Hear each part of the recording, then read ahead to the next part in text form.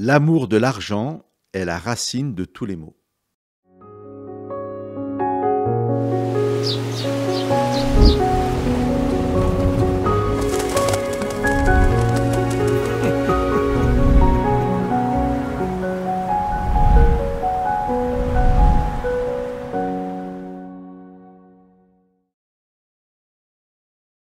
Parmi les passages bibliques qui sont devenus proverbiaux, nous avons cette parole de Paul à Timothée. Dans la suite du texte, Paul nous dit « Ceux qui sont décidés à devenir riches tombent dans l'épreuve, dans un piège et dans beaucoup de désirs stupides et pernicieux qui plongent les gens dans la destruction et la perdition. » Je ne chercherai pas aujourd'hui à vous persuader du bien fondé de ces affirmations. Chacun est en mesure d'évaluer, au regard de sa propre vie et de sa sensibilité, la pertinence de ces passages. Paul peut nous avertir sur les dangers de faire de la richesse matérielle son Dieu, parce qu'il est persuadé que Dieu n'abandonne pas le croyant dans la pauvreté ou la misère. C'est déjà une assurance que Jésus avait partagée dans le fameux Sermon sur la montagne.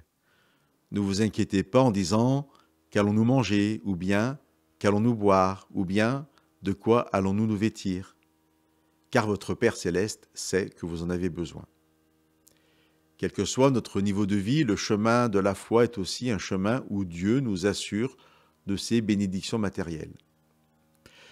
Ce qui m'intéresse principalement aujourd'hui, ce sont les véritables richesses que Paul nous invite à rechercher et à acquérir.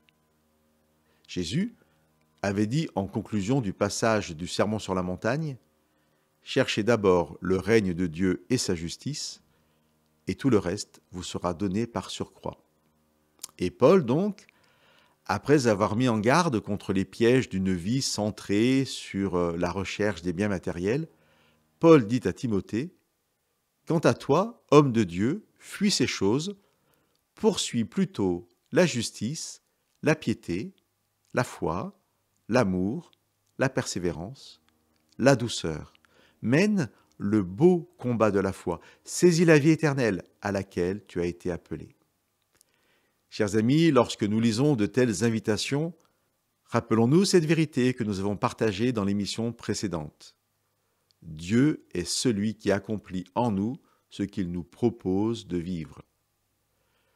Je vous laisse avec ce verset du chapitre 6 de la première lettre de Paul aux Thessaloniciens. Celui qui vous appelle est digne de confiance, c'est lui qui le fera. Que Dieu nous bénisse. Inscrivons-nous dans cette recherche du beau combat de la foi, de cette vie éternelle à laquelle nous avons été appelés. Dieu l'a préparée pour nous.